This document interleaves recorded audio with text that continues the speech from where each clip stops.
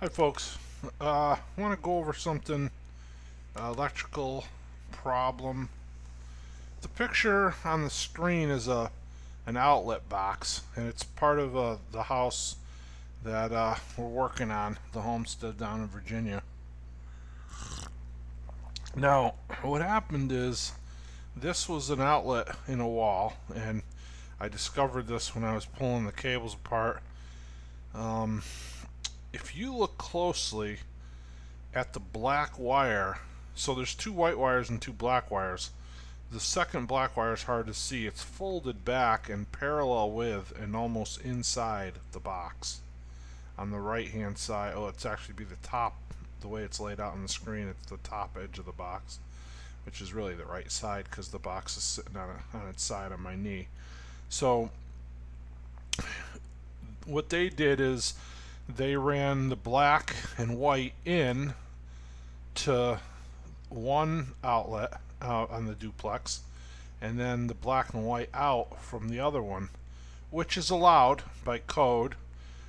What I normally do is I will splice the whites together with a 6 or 8 inch tail coming out and feeding the outlet, and I'll splice the blacks together with a 6 or 8 inch tail coming out and feeding the outlet too. That way, if something happens to the outlet or in that box, the power will still continue down to the next, whatever is next in line. It's just a good practice that I've gotten into and always done throughout the years. And again, the way they did it to feed on one side and come out of the other side, there's no code that says you can't do that. But it's just an industry standard to splice, to have splices.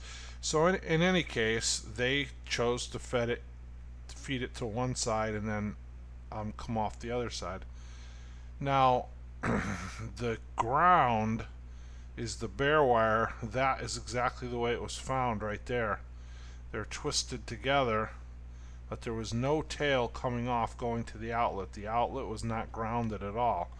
Now, in older wiring where they have metal cable, or in a commercial application where there's metal pipe, the ground can actually be in the metallic sheath of the cable or on the metallic pipe. So you wouldn't need a ground, and what happens, the frame of the outlet mounts tightly to the metal box, and the ground carries through the box, through the metal pipe or the metal sheath of the BX cable, and it keeps your bond and your ground continuous. Of course, with Romex, you don't have that because it's rubber. So that's why they supply the bare ground inside the wire, and even that's just another kind of standard, like working in industry, in commercial and industrial where there's a lot of piping. We would always pull a separate ground wire and not rely on the ground, on the mechanical bond of the pipe or the cable, just because over time fittings get loose or damaged or whatever, and that breaks that bond. So if you have that green wire or green wire inside the pipe carrying your ground, it's just better integrity for the system.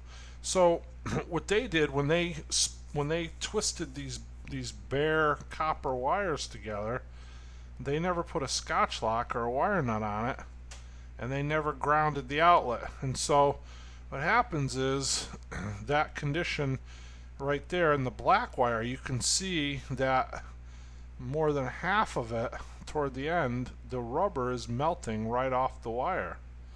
So because that ground, now that ground wire, of course, that's probably an inch and a half worth of twist there on the bare wire. If you were to take those two wires out of the box, those two cables out of the box, and splice that ground wire like that, it's tight, it's strong, like two people, like one person could grab each of those Romex. And I mean, the way it is there, an inch and a half, two grown men could probably pull it apart, but it wouldn't just come apart. You'd have to pull it. I mean, and if you fastened one side to a beam, you could probably hang someone, you know, a kid who's like 70, 80 pounds could probably hang off the other cable and not pull that splice apart. So that splice is strong mechanically, but electrically it is not, it's not sound. It needs to have a wire nut on it. And so what happens is it builds up like an inductance heating, and it shows in the push wire, it shows in the, you know, the positive wire, and that's where you get that overheating. I didn't really notice it until I pulled it all apart, so when I cut the outlet out, I threw it away. The outlet did have some burns on it, and I thought that was odd, and I threw it away. And then, you know, I came back a couple hours later when I pulled the box apart, and I noticed the wire was melted, and that's when I decided to do the video. So I don't have the outlet to show you, but the outlet did have flash burns on the brass side of the screws where the black wire attaches. So the number one cause of electrical fire, okay, the number one cause of electrical fire is a loose ground or a loose neutral, which the neutral is basically just a ground anyway, but that's your white wire. So anytime you have an electrical fire, you know, a very, very overwhelming majority of those times, it's caused by a condition like this, where the integrity of that ground is non-existent because there's no wire nut. So somebody who doesn't really understand that and splices those together like this one is, twists them, and says, well, I got a good 1.5 twist there, it's tight, I'm looking at it and pretty sure that if I tried to pull it apart I could not do it, and they think that that's adequate, and it's just not. And so I've actually seen in commercial settings when they relied on the pipe as the ground, and over time fittings get loose or lock nuts inside. When you put the fitting on with the lock nut, you really got to take your screwdriver and your pliers or a hammer and hammer that lock nut tight. But the set screws come loose over the years. I mean, some of these pipes are sitting in factories for 30, 40 years. I've seen them where they've actually been red hot. You could actually light a cigarette off of the pipe. And so, of course, that alerts somebody, and they call an electrician, and they discover as they go through that pipe run that there's one or more spots where the lock nut or the set screw is loose or the coupling is pulled apart. You know, somebody could, like, you know, overhead or down below somewhere hit it with a forklift and not know it and not short out the wire but just pull the pipe out of the fitting. It happens. And so once that happens, that ground, that bond is gone. And so that's why, again, it's not code to, you know, it's not required by code to pull a ground wire in a metallic pipe, but I always did and would, just because it gives you extra integrity in your circuit, and so it's important. So here, this person, probably, obviously a homeowner, I mean, this was not done by a professional, and two indicators of that. Number one, the biggest one, is the absence of the wire nut on the ground wire.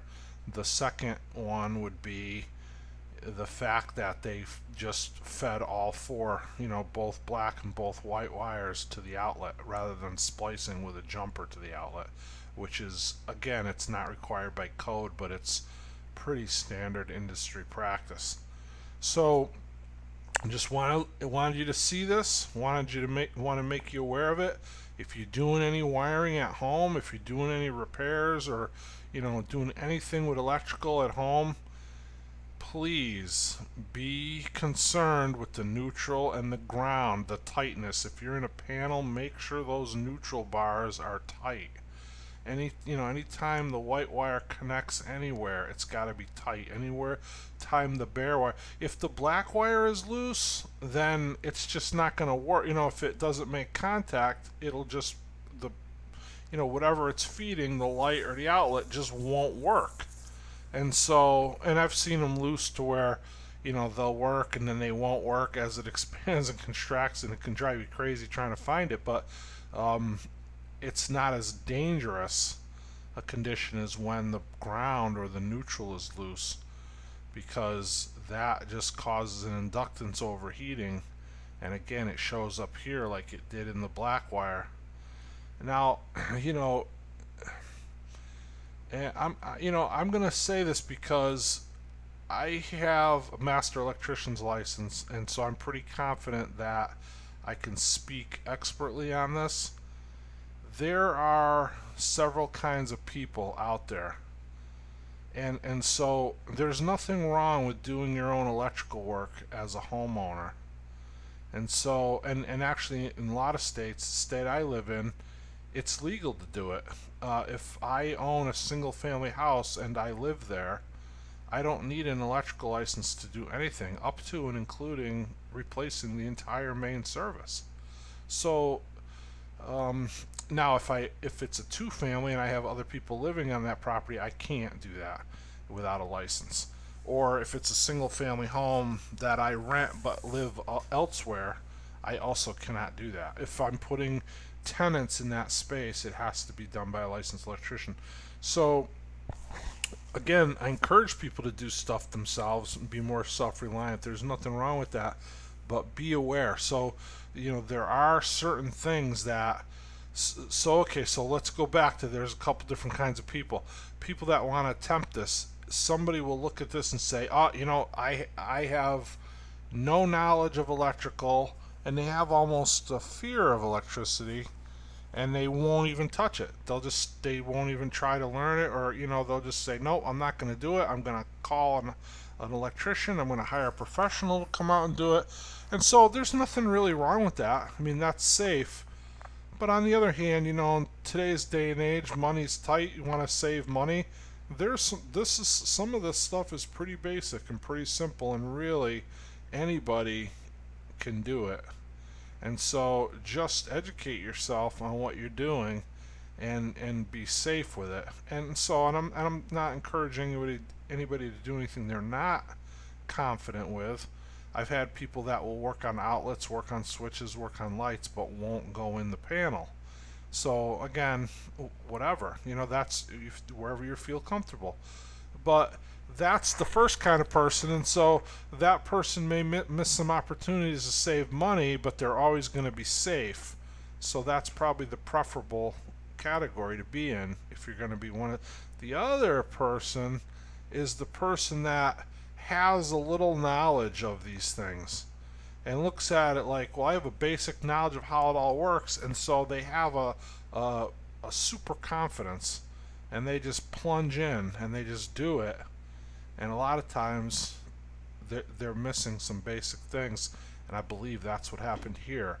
This person who wired this, I don't believe. I mean, if they're a licensed person, they should have their license revoked, because this is classic, danger scenario number one. Like, this should not have been done. I do not believe this was done by a licensed electrician. I believe it was done by a homeowner. So this person felt confident enough that, oh, I know what I'm doing, I can just put these together. But really, they did not know, because this is a super dangerous condition, and it was there for years, and it's only, by the grace of God, this place didn't burn down, because as you can see in that black wire, it overheated quite a bit, because in order to break that rubber down like that, you've got to have some serious heat in that wire. And so that's where it comes from. It comes from that loose neutral. And so, again, go do your own work, save some money and do it yourself. A lot of it's not rocket science, but you know what? It is a science. And so educate yourself. The day of YouTube, there's instructional videos out there. There's there's people that could help you. I mean, if anybody that watches my channel is attempting their own electrical work, you can email me, and I mean, I will try to help you through whatever issues you're having, or if you're having a problem, or advise you or whatever. I encourage you to try to do it yourself. It's not that hard. Just have respect for it, and realize that what you're working on here has the potential to destroy your home. It can burn down your whole home. And I mean, if it happens in the middle of the night, you got people inside, that could even be a bigger problem. So just be aware, have respect for it, and don't be afraid to do it. Just take the precautions that you need to. Thanks for watching. Appreciate it. Like and subscribe, and catch you next time. God bless you.